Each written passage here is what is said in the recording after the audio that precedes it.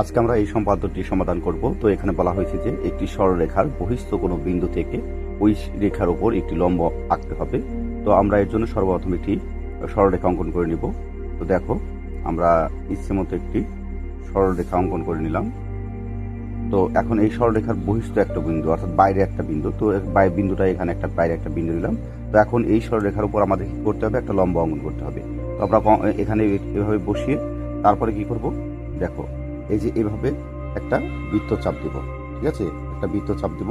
তো বৃত্তচাপ দেওয়ার পর তারপরে এখানে বসিয়ে এই যে কম্পাসের মাথাটা, এই যে দুটো অংশ, অর্থাৎ এই যে বিন্দু আর এই বিন্দু, এখান থেকে এই অর্ধেকের বেশি নিয়ে এদিকে একটা বৃত্তচাপ দেব, আবার এখানে বসিয়ে এইদিকে একটা বৃত্তচাপ দেব। দেওয়ার পর দেখো এই যে এইভাবে তোমরা কি করে দিবে, একটা রেখা অঙ্কন করে দিবে। তাহলে আমাদের নির্ণয় লম্ব অঙ্কন করা হয়ে গেল।